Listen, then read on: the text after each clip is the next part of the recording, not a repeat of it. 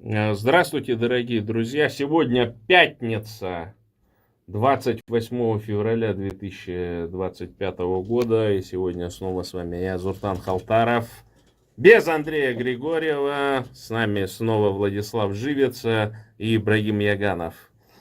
Приветствую. Привет, привет, дорогие слушатели. Ну что, да, ну вот как эта неделя у нас началась, естественно, с 24 февраля, да, то есть все мы были так или иначе на митинге.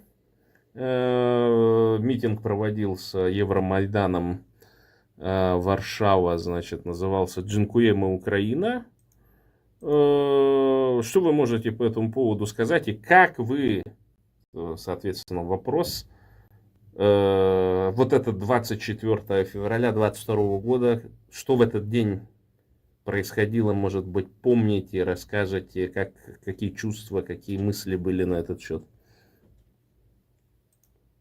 Ну, давайте я начну. Да, начнем с Владислава. Да, я, так как Смоленский был перевалочный пункт всей военной техники, которая шла на Киев, это было примерно за 7 дней. В огромных объемах там стояло и менялось эшелоны. Вот, уже было понятно, что это ни хрена никакие учения. И чувствовалось, да, витало в воздухе. Вот, и в этот один прекрасный день, да, просыпаюсь, и мне звонят, война началась. Вот так это было. Ну, откровенно говоря, я был сторонником того, что все-таки какое-то благоразумие сработает и война не начнется. До последнего, пока не слышал, что армия двинулась в сторону Киева, я думал, что они пугают всех, хотят решить какие-то проблемы. И, честно говоря, был в шоке, когда узнал, что война началась. И, откровенно говоря, я возглавлял общественную организацию, мы сразу собрались, какие-то предложения начали вырабатывать. Мы еще не знали, с чем имеем дело. Потом узнали. А так, день был обычным, все было спокойно, и грянул гром. И вот этот гром уже 3-й год. Честно говоря, я думал, что за год этот вопрос будет разрешен. Европа выполнит свои обязательства. Мировое сообщество, которое за мир, за справедливость, за демократию, все-таки решат этот вопрос, выполнят свои обязательства, но все оказалось совершенно по-другому. Больше всего меня удивила реакция Европы на происходящее. Я думал, она будет более решительной и более конкретной. Но, к сожалению, возникло очень много вопросов непонятных, в общем, которые до сих пор мы не понимаем, почему они вот так. Ну, откровенно говоря, первый раз мы удивились, когда Европа совершенно не отреагировала на Грузию в 2008 году. Но какие-то объяснения мы все-таки себе находили, что якобы, ну, там грузины первыми начали, там еще что-то там. Но ситуация была другой. А в Украине ситуация была совершенно другая. Это было серьезное, крупное государство с несколькими десятками миллионов населением, с промышленностью, чего в Грузии не было.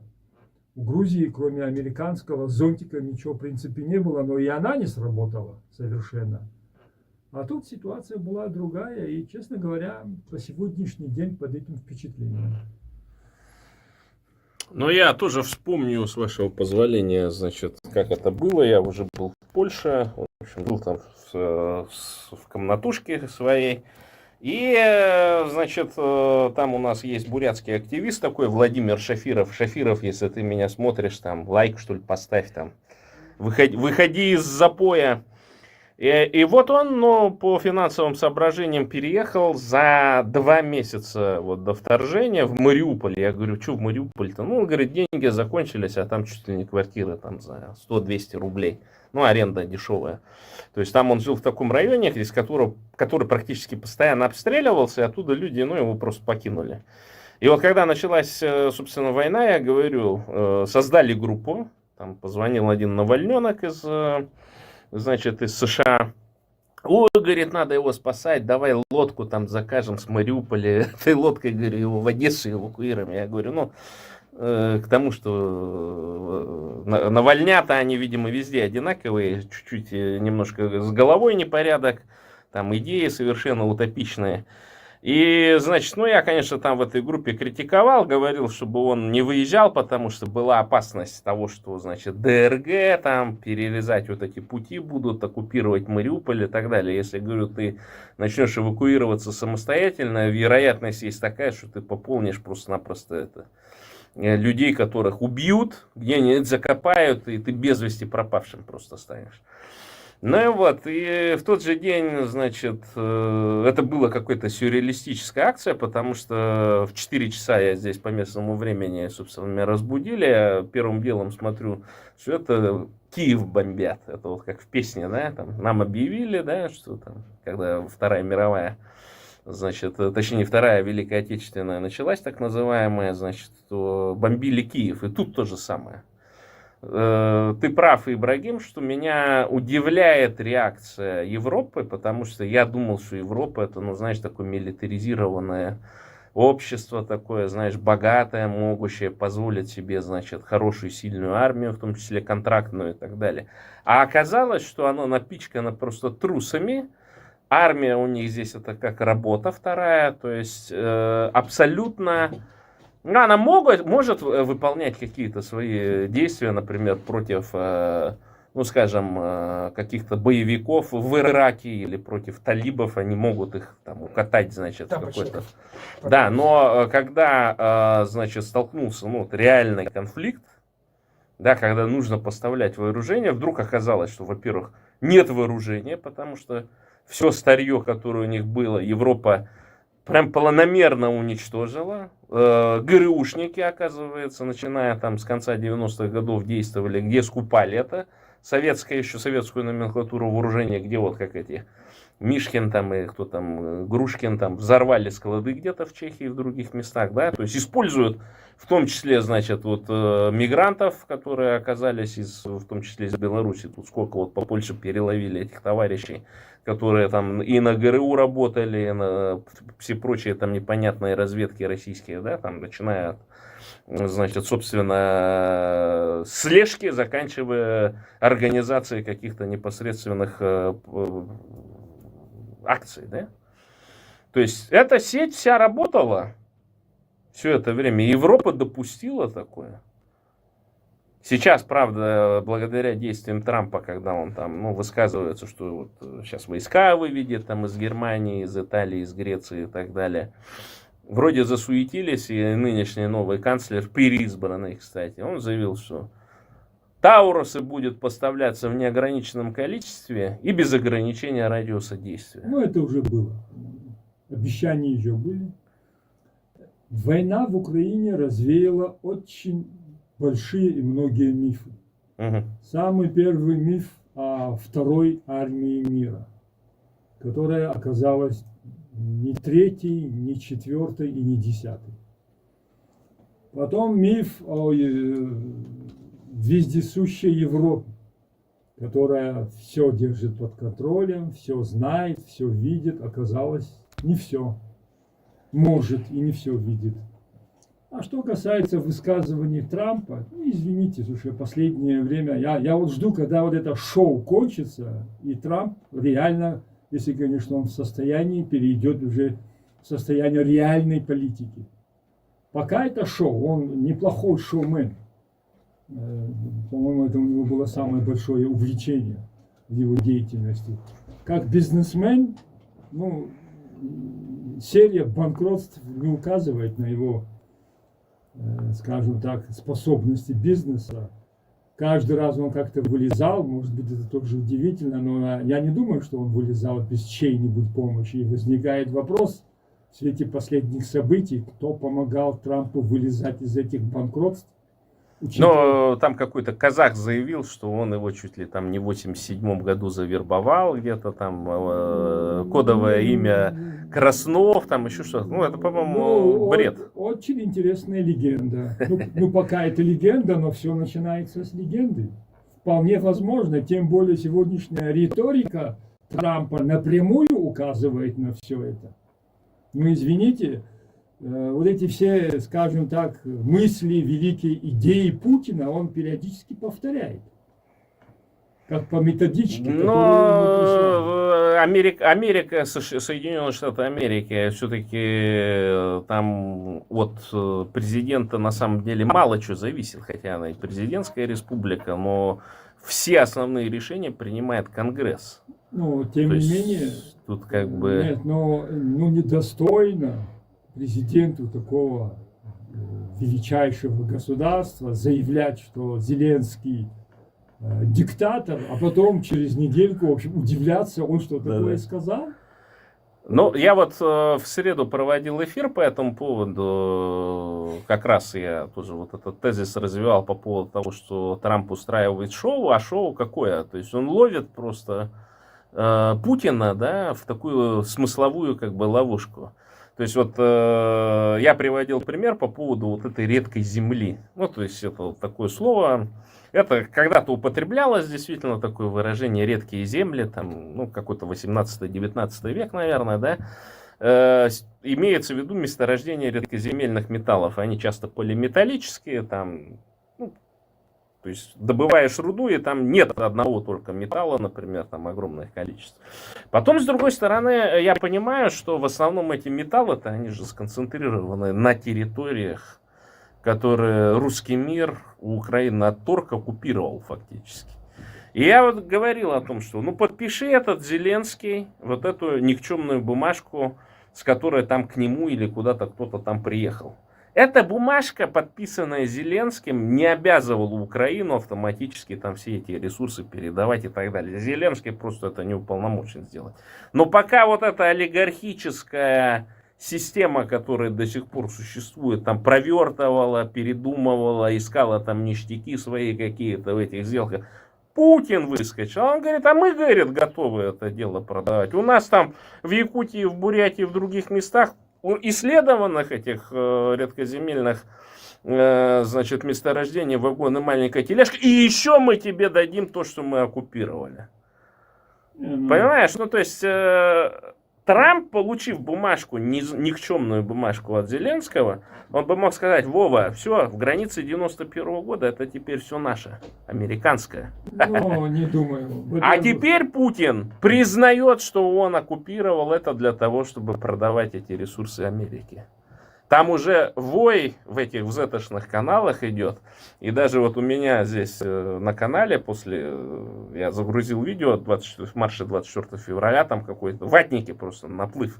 И они говорят, ага, а мы теперь, говорит, ваши, говорит, ресурсы будем американцам продавать. Вместе с американцами будем эксплуатировать. Понимаешь, уже до чего там это, как и боты договорились. У Зеленского очень много косяков, но как раз вот этот момент, я думаю, был очень даже хорошим.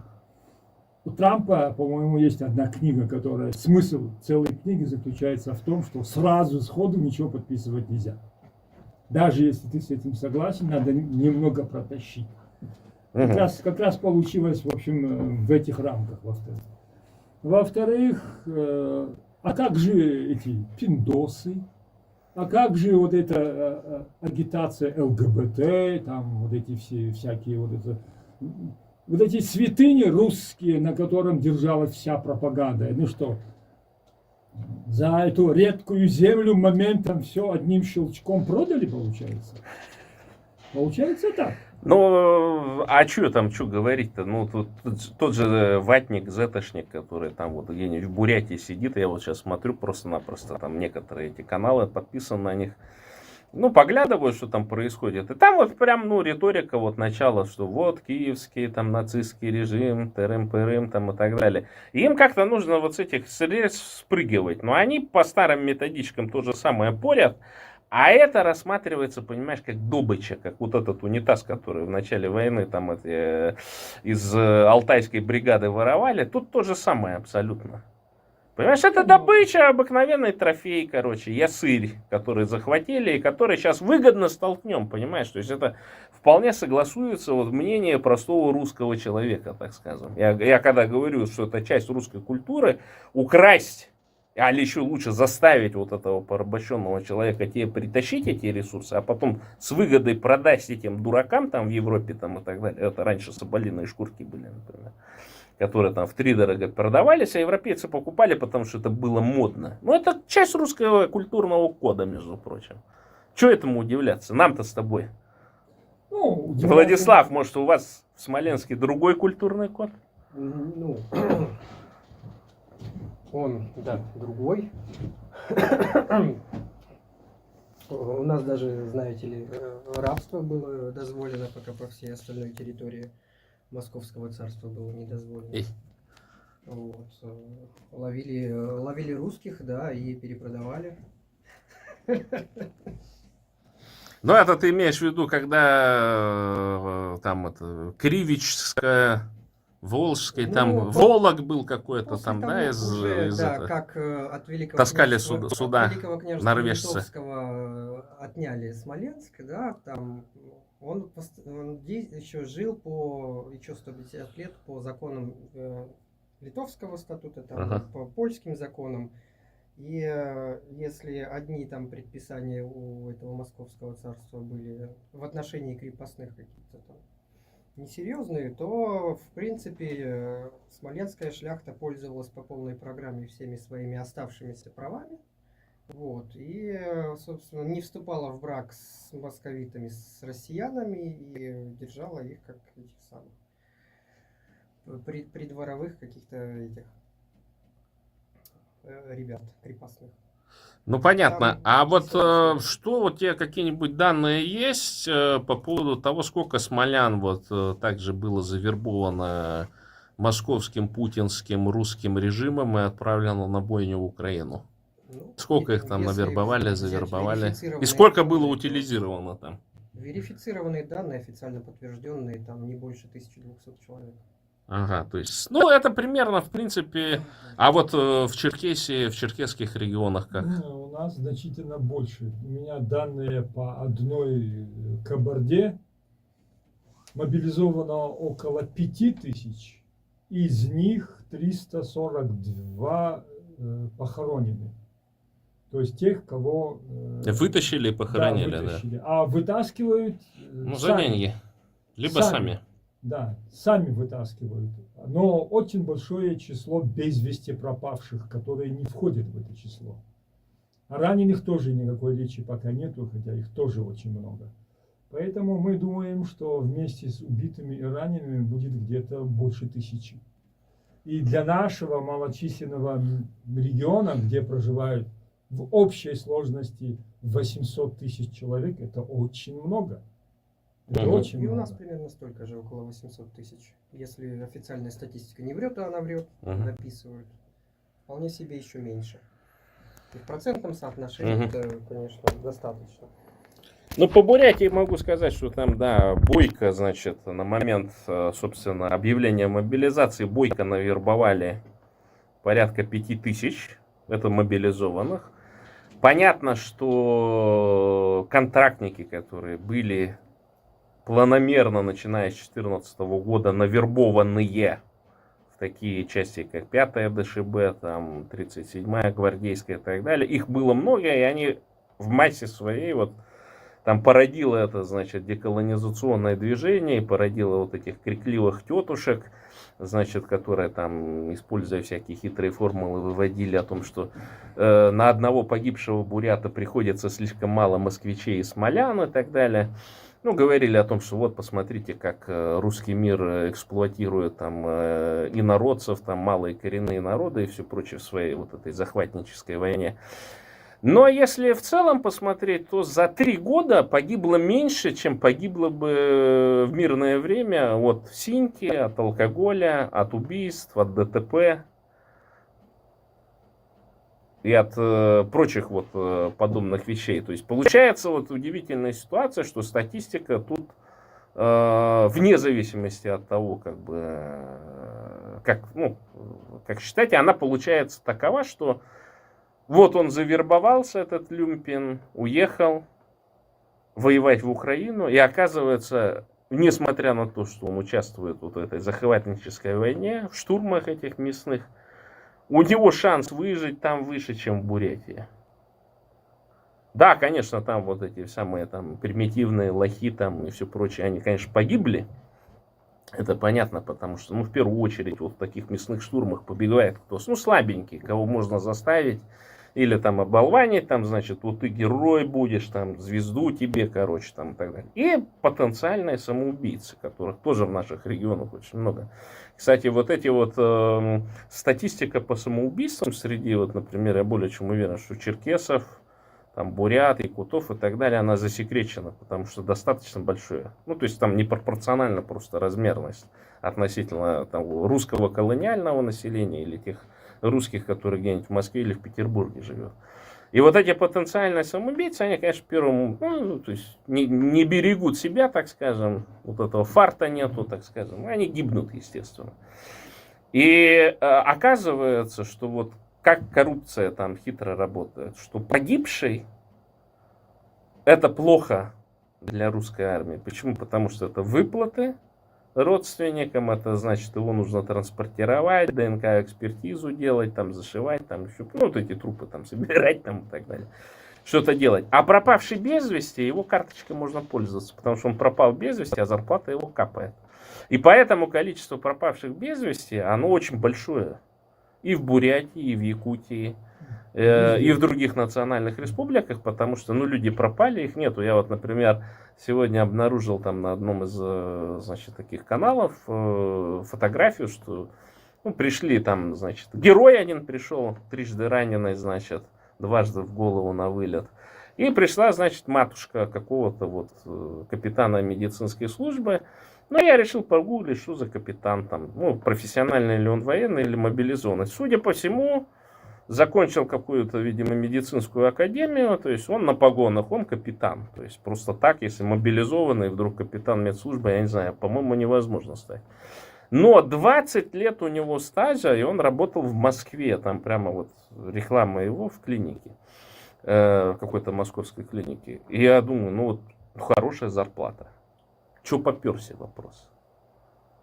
Кто-нибудь может объяснить, что они прутся туда, в Украину? Ну, Давай, Владислав, с себя начнем. Сами вот эти вот закончившие медицинскую академию. Ну, какие-то вот, да. Ну, то есть он на погонах, видимо, то есть... Они там по умолчанию выпускаются, да, Ну, с этими с погонами. Ну, какая мотивация? Ну, патриотическая, во-первых, ну, за дополнительные деньги. И я не знаю, есть ли обязанность, да, там, помню, мобилизовывали водителей. Ну да, первое я это время, знаю, вот да. я когда таксовал, там Принудительно куча мобилизовали таксистов поперло Вот. контракт В чем заключать. разница, собственно, гражданского врача от негражданского? Этого с погонами послать можно туда, под пулями Ага. там оперировать. Ну, я помню, короче, копался в каких-то старых документах и нашел у бабушки, значит, этот, как военный билет, короче, открываю. Ну, военный билет гляжу, открываю, там бабушкина фотография и так далее. Она то ли полковник, то ли подполковник медицинской службы была. Оказывается, в свое время там они все были обязаны быть на этом, как и в 60-е, 70-е Так что либо годы. это была обязаловка, прямо ему пришла там повестка, типа, собирай манатки и все, и он такой есть. Ну, либо за карьерой, славой, деньгами, социальным лифтом. Ну, ясно. Ну, теперь и не найдут, наверное. А в Черкесии как ситуация обстоит? Вот у меня тут данные российского ресурса «Медиазона». По этим данным погибших по Дагестану, это по Северному Кавказу, 1320. Вторая позиция занимает Осетия 712. Чечня 312. По Кабардино-Балкарии я тут не могу, ошибку сделал, 241. Адыгея 228.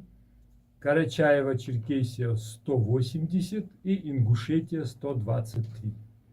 Но это понятно, то есть там в И основном теперь- жертвы местное Да, население, это- потому что это- русских там мало. Это погибшие, это тех, кого привезли и похоронили. Мгм. Имеется речь только об этих.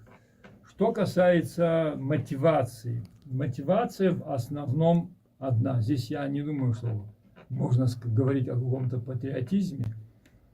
Люди, которые жили на 15-20 тысяч рублей, имели долги, жизнь была довольно необустроена. В отличие от центральной России, у нас сельская местность довольно-таки обжита, людей много в сельской местности. Если в городской территории еще можно найти какую-нибудь работу, в сельской уже ее нету. Поэтому человек, который выживал на 15-20 тысяч, вдруг ему предлагают 1 миллион разовой выплаты и 250 тысяч ежемесячно. Ну, извините, у этих людей, которым особо уже терять нечего, которая жизнь уже в корне достала, такая перспектива довольно-таки очень даже хорошая. Большинство из них едут зарабатывать, надеясь на то, что пронесет. Ну, кому-то пронесло, а кому-то и нет. И я помню, как после войны в Чечне, не будем трогать даже афганцев, сколько даже в Москве было вот этих героев, вот этой, так в кавычках, войны, которые около метро просили милостыню. Государство их бросило. И это не в первый раз. Давайте вспомним Великую Отечественную, так называемую войну, когда всех инвалидов после войны собрали и десантировали на остров Валам, где они просто умерли все.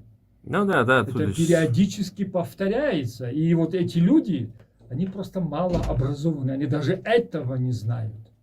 Про это даже не слышали. И в надежде, что пронесет, что он великий воин, а на Кавказе Рэмбо, любого мальчика воспитывают именно до сих пор традиции. воспитывают в том духе, что он традиционно, что он воин. И вот он думает, что все-таки Бог с ним, Аллах ему поможет, он выживет, заработает кучу денег и обеспечит какую-то перспективу своим детям. А если жизнь будет и дальше так продолжаться, никакой перспективы просто нет. И большинство из них едут туда как гастробайтеры в надежде что-то заработать и обеспечить семьям хоть что-нибудь. Но это то же самое в Бурятии, то есть вот я уже неоднократно ссылаюсь на исследования, которые проводились польскими учеными. Там было выявлено, что никакой там патриотической или еще какой-то направляющей нету в мобилизации. То есть все пошли ради финансовых средств. И даже вот эти выплаты, которые выплачиваются регулярно, то есть там никаких проблем нету с выплатами, если привезли труп и похоронили. То есть выплата семья там или согласно нотариусу, там, значит, делают такие, значит, что половина этих выплат уходит там родителям, половина там жене, там, или ну, каким-то способом пропорциональным там перечисляют. И основная мотивация это финансовые средства. То есть путинский режим, он вот нашел вот эту, значит, ключик, так скажем, к душам простых россиян. А вот касаемо того, что ты говорил, вот этих самоваров и так далее, то есть если сильное боевое братство, слаживание, они такого самовара вытащат. А если нет, то я слышал, что там общая практика, что ну, если он живой, но покалеченный, без рук, ног там, и так далее, его просто не спасает, а часто и добивает такого персонажа. Видео видели, как на костылях идут с автоматом, их вперед пускают перед собой. Ну, разминируют, там, значит, дрон ловят на себя, то есть там за какие-то проделки, за пьянку обычно, я так понимаю, за какие-то другие там дела. одноногие, хромые, однорукие, вот их прям на костылях пускают. Ну, на Кавказе есть целая сформировавшаяся каста патриотов, это чиновники, которые прекрасно обустроились. У них есть одна, в общем, специальность, они вовремя могут откатать любую сумму Кремлю. За это их ценят. Вот все считают, что Кавказ это бездонная бочка. Это неправда. Кавказ это стиральная машина. Надежная, хорошая стиральная машина. И они даже некоторые суммы вперед могут откатать. Этим всегда славилось Ты знаешь, кавказское чиновничество. Но Ага. она же, вот как яркие патриоты, они самые такие ярые патриоты России, но ихние дети не воюют. Это точно. У них тоже есть дети, они не воюют.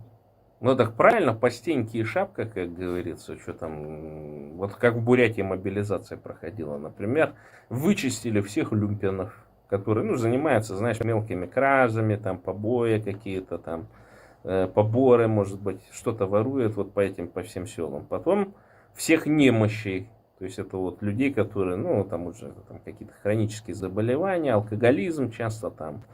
Следом вот эту всю, вот этих всех там домашних борцов, так не борцов, а боксеров так называемых, которые этих несчастных женщин там бьют, детей бьют и так далее. Вот такой в основном контингент вычислили. Эти деревни сейчас очень такие спокойные, тихие, знаешь. То есть, особенно если такой забушлатился и стал героем, значит, его похоронили, значит, и жене, там, родственникам выплатили деньги. То есть, они социальный лифт свой совершили. Они покупают квартиру в городе и парту чувствуют назвали себя воинственным дорожанам. именем. Это вообще меня удивляет. Парту называют именем погибшего героя в школе. Где Но, ты знаешь, это вот Даже не класс. со стороны выглядит смешно, но вот я все-таки в 90-е годы учился, и там вот с такой же яростью, когда вот эти училки, учителя, короче, вбивали вот эти основы ленинизма, коммунизма, там, да, знаешь, вот эту всю обработку, с такой же силой они вбивали нас в демократию, что нужно плюрализм мнений, там все прочее. То есть тут ситуация да более смешная. И когда я вдруг увидел программу школьную, там, когда среди детей в 2008 или 2009 году там проводили что-то касаемо там Грузии или еще как чего-то там, да, на какой-то линейке и так далее, я такой подумал, бедные дети, к чему их готовят? А вот они подросли, эти бедные дети, и как дурачки, как ложки бегут записываться за этими деньгами. Вот так вот. Мяс кавказский. Ну, Да. ничего личного, как говорится. Что с таким населением будем делать? Ну как, мы ничего не будем, в общем, что делать? Придется с этим мириться, но... Но их можно использовать, вот этот потенциал. Вот он отвоевал, например, да, вернулся с деньгами и так далее. Я потому что говорю в одном из интервью, что это та масса, которая касаемо наших национально-освободительных движений может нам пригодиться, если его Конечно. правильно обработать.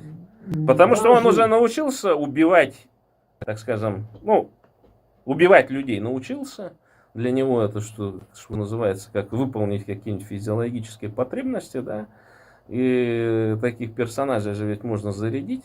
Я уверен, что они станут потенциалом, когда Мгм. начнется деколонизация.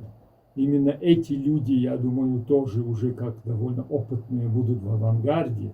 Конечно, они сейчас совершают военные преступления, защищая Россию на чужой территории, но тем не менее это уже опытные люди. Вот я вижу, сидят, в общем, в блиндаже, в российском, поют песню на национальном языке, а сзади висит черкесский флаг. А этот флаг является символом борьбы черкесов за свою независимость. На фоне этого флага они защищают матушку Россию на территории Украины.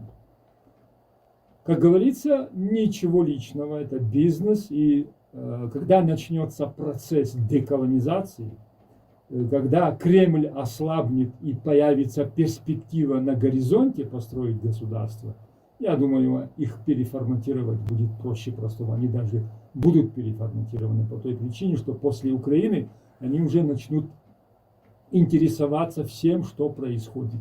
До этого они не интересовались, но после, когда они вот это все увидят, когда это хлебнут, они будут интересоваться. Ты знаешь, я вот вчера в ТикТоке, листал ленту и наткнулся, значит, на такой зетошный, видимо, какой-то пропагандистский канал, там, значит, изображение Петра Первого, и, значит, текстом написано, что Прибалтика Россия, русская, потому что, согласно Ништадтскому договору, Петр Первый за эти земли заплатил золотом 21 миллион рублей. Сколько-то там еще переведено в тонны серебра, точнее, переведено. И я пост такой сделал, ну, скопировал это дело. Я говорю, видите, уже Гоев публику, так скажем, прогревают.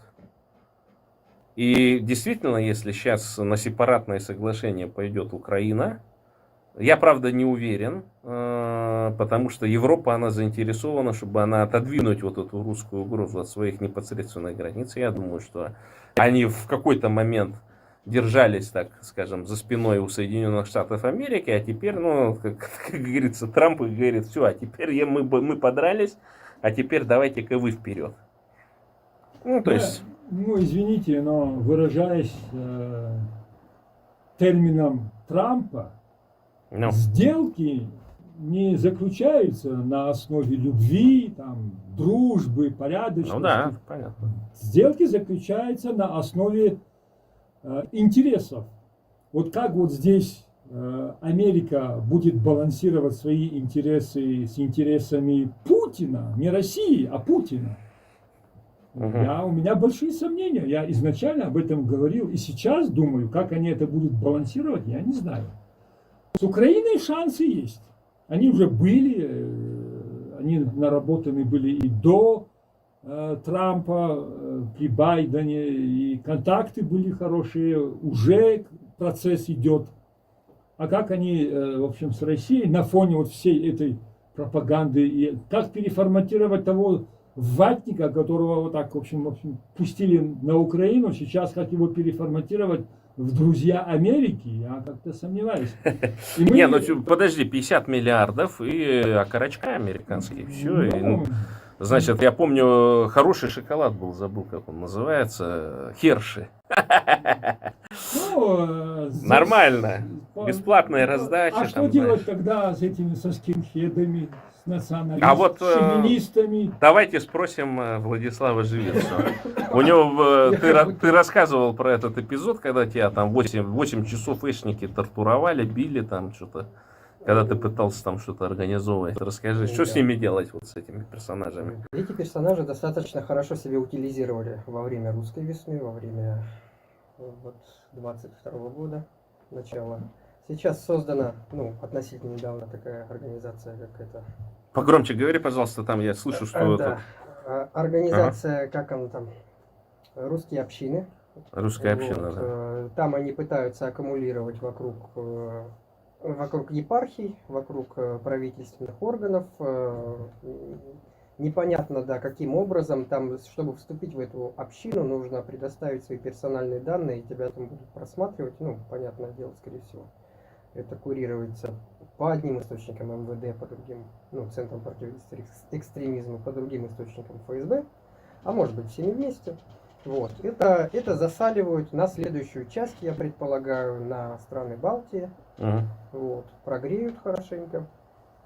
Там абсолютно все вот это, все в котел, все в борщ. Святая Русь, православие, там где это все плохое. Размножение детей, я слышал, чем что больше, они там... да, чем больше размножитесь, тем лучше. Если нет возможности размножиться, забирайте Поможем. детей из приютов. Обработка патриотическая, СВО, кресты, медали, белое движение. Борьба с мигрантами. Жуков, Рокоссовский, все вместе, все в кучу. Борьба с мигрантами одновременно берут, если ты считаешь себя, да, русским, были такие эпизоды. Там, если открыть какое-нибудь региональное там их сообщество и посмотреть на лица с их тренировок, но там половина этих самых. Видно, что кто-то там полуазербайджанец, там видно по антропологии. Ну ладно, тяжелые 90-е годы, там, ну да, мало ли там. Ну, есть же такое, что они такие люди, которые не могут определиться со своей идентичностью, это национальной. Ну да, но у нас выбирают такие... русский мир. У нас же тоже такие в Бурятии дурачки появились, которые там, может быть, и не на 100% буряты, но вот пяткой в грудь себя колотят. И я, откровенно говоря, таких людей встречал и раньше. Это было, знаешь, ну такое, как тебе сказать, что вот это вымирающее явление, когда, чтобы продвинуться по службе, вот, например, этот нынешний там глава Республики Бурятия, президент Цыденов, он везде в Москве говорил, что он русский, потому что у него мать русская там, и так далее, хотя глаза-то у него вполне азиатские. И вот это вот, ну, как система воспитания была. И действительно, ну, я не знаю, вот как это можно, в принципе, отрицать 50% данные те от отца и вот просто ходить и нагло врать, так скажем, да. Но это своего рода в русском мире воспринимается как юродство.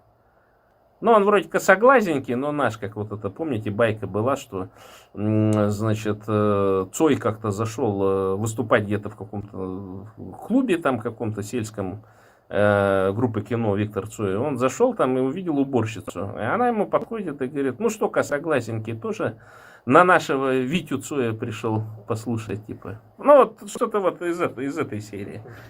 Ну да, ну и как бороться, собственно, либо разложить это сообщество по методичкам как раз-таки спецслужб, внедряться и разложить это сообщество изнутри, Ну. националистическое, да. Буряты, внедряйтесь в русскую общину.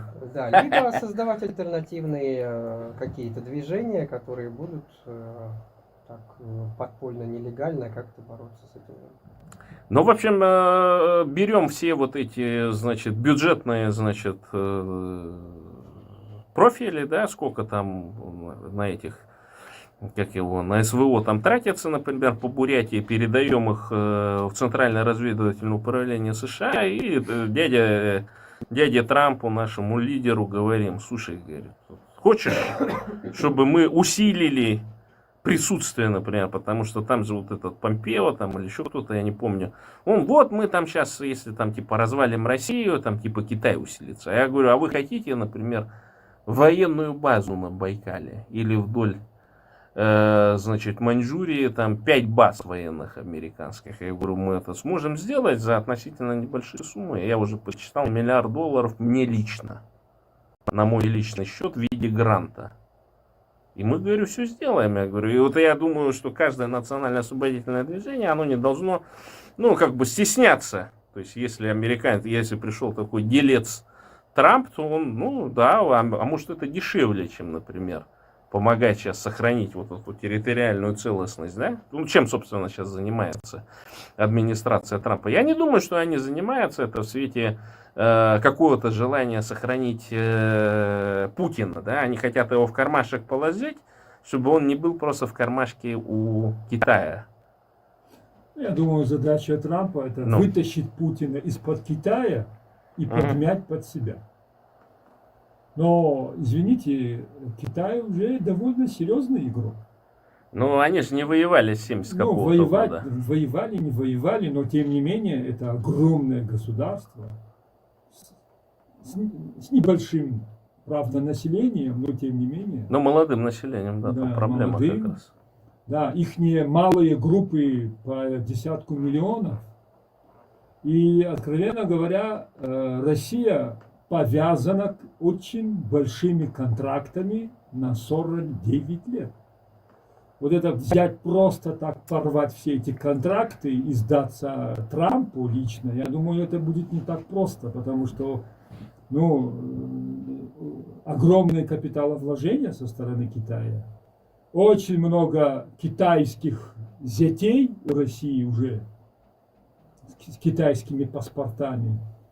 И вот это все, буквально вот это все просто оставить и отпустить Путина для Америки, я думаю, китайцам будет сложнее. Да, там в Китае интересная практика, там же вот абортировали девочек для того, чтобы мальчик рождался. Ну, это по китайским традициям рождение мальчика, это как продолжение рода, семьи там и так далее. И у них там диспропорция в 19 или в 20 миллионов, значит, мужчин стабильно больше, чем женщин во всех возрастных категориях. Я вот такой думаю, ага, вот эти 19 миллионов бы, да на Россию, да и делать казахов, короче. Ну, это, извините, казахи, но это шутка такая была с моей стороны, может быть, неудачная, но ситуация такая, что, в принципе, вот ты о чем говоришь, там есть такой спрос, например, у китайцев, и во время коронавируса он особенно вскрылся, когда они, ну вот, богатые китайские, значит, молодожены не хотят заниматься детьми, даже вынашивать их. Берут какую-нибудь русскую учительницу, обязательно блондинку голубоглазую, там, ее оплодотворяют, точнее не оплодотворяют, а ЭКО делают операцию, там, то есть ребенок-то китаец, а вынашивает его русская суррогатная женщина. Ну, я такой думаю, да, вот, в общем-то, и бурятскую нацию точно так же надо размножить в будущем, так скажем. Так что некоторые буряты там боятся, что ой, там под Китай упадем там и так далее. Нет, я Ничего думаю, страшного. Здесь ситуация другая. Бурятов просто надо отпустить на вольные хлеба. Так мы все в Америку уедем, ты что? Не все. Бросим там все и привет. Те, кто хотели уехать, уже там. Ну да, ты прав, ты прав. А вот те, кто остались, просто если их оставить в покое, я думаю, все встанет на свои места. Природа возьмет свое. Да, И это без точно. ваших указаний. Да, но все равно я считаю, что государство должно влиять на это дело. Так, переключимся от понедельника, перепрыгиваем в четверг. В четверг исполнилось 10 лет с момента убийства Бориса Немцова. Вот снова вопрос, что вы в этот день делали, что-то можете вспоминать, как вы восприняли вот эту новость? Буквально коротко, потому что у нас 10 минут остается. Ну, если коротко, то да никак. Никак. Вот. Я максимально далек был от российского либерального, демократического всего. Сейчас я, подожди, переключу. Просто Ибрагим там пальцами показал, как... Ну, никогда не был ни навальнистом, ни сторонником ФБК, ни сторонником Немцова. Вот, только, симпатизировал Новодворской, и то за то, что она там жарила нормально. Речи такие выдавала. Ну, в принципе, изначально было видно, что вся эта тусовка, и контролируемая, и шла в никуда. Особенно, когда они собирались в Москве на различные там ассоциации, какие-то комитеты составляли, там какие-то стратегии, да, выходили на трибуны, громогласно прочитывали там что-то демократическое в свободу чего-то. Вот, поэтому я соболезную, в общем, его родственникам, ну и все. Ты как считаешь, его по заказу Кадырова убили, или это просто проделки там вот этих товарищей? Я думаю, просто легкая цель. Или это все-таки приказ из Кремля был, Путин его заказал? Кадыров никогда на это не пойдет сам. Зачем ему это нужно? Я думаю, что их, как обычно, подставили. Кровожадных чеченцев, которые всех убивают, всех расстреливают, но Кадыров, он пехотинец, без команды пехота никогда ничего не делает. Так что пусть это останется на совести тех, кто приказал ему это сделать. Ну а что касается русских либералов, как говорят местные аборигены, то само. Я сочувствую, в общем, родственникам, но любая оборванная жизнь, тем более таким трагическим путем, это плохо, это трагедия. Надо стараться избежать этого, но, к сожалению, мы живем в России, где человеческая жизнь является вещью, которая дешевле всего. Это самое дешевое в России, это жизнь человека, особенно солдата. Особенно, если ты часть русского мира. Я помню просто, когда его убили, там эта новость, это же объявили, там его в ночь убили, у нас как раз это примерно утро было, там буквально через 3-4 часа, и я проснулся от того, что, значит, те, кто в 90-е годы жил, прекрасно помнят, как там, в общем-то, пиарили, что это новая команда, там все молодые, значит, приятно и все прочее. Но если потом углубиться, помните, была такая болотная. И оказывается, Немцов в эту болотную, то есть толпа вообще хотела сама идти на Кремль. А вот один из них, Немцов как раз, кто-то там появился и так далее, он эту толпу увел на Болотную площадь. И в итоге в 2011 году, когда Москва еще могла аккумулировать эти марши огромные, большие там и так далее, то есть когда просто народ можно было бросить на Кремль и выкинуть оттуда, Путина, да, момент был упущен. Ну и, собственно, тогда они себе подписали смертный приговор, потому что, да, они там, решили возглавить протест, а по итогу это, вот если посмотреть, да, что кто там рядом с Немцовым крутился, тот же Навальный. Его удушили. Я думаю, что если бы Немцова не убили в 2015 году, его бы точно так же, как Навального вот в 22-23 удушили бы просто в тюрьме где-нибудь. Потому что вот на либеральном небосклоне, ну, никого нету там, кто был бы облечен властью, так же, как Немцов. Он все-таки там вице-премьером был, его даже, говорят, готовили на смену этому, как его, Ельцину. Но что-то там не получилось. Происхождение, видимо, весь подвело. этот наработанный опыт был использован в 2020 году в Белоруссии, а теперь те же самые джигиты сейчас сидят в Тбилиси. Уже есть опыт, как удушить народ. И вот мы, ну, грузины, наверное, не белорусы, там люди чуть другие, но... Ну, я думаю, там в Грузии, там просто, знаешь, как денежки из Москвы идут, денежки из демократических, так скажем, это и все довольны. Все идеологически разные грузины получают просто с этого дела и делают шоу, пьют вино, едят хлеб, Я не хачапури. думаю, что все так просто. Вина у грузин достаточно. Им для этого, для вина денег не нужно. Запасы там всегда были очень серьезными. Но грузины с вина не пьянеют. Грузина можно... их, со свободы они могут запьянеть. Поэтому им нужна свобода прежде всего. И как видите, лидеров нету. Все оппозиционные лидеры сидят тихо. Народ сам. И видите, как они тонус поддерживают. И протесты идут по нарастающей. Сейчас, в общем, прохладненько, сейчас... Но ближе к лету Иванишвили выкинут. Конечно, я в этом уверен. Все Я понятно. жду этого времени, и я в этом уверен.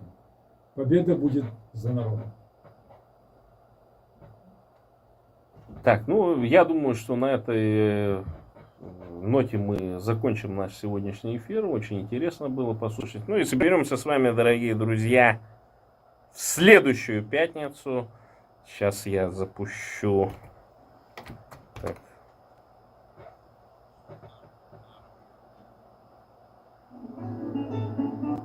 Андрей Григорьев, Когито Бурята, Наими Радио.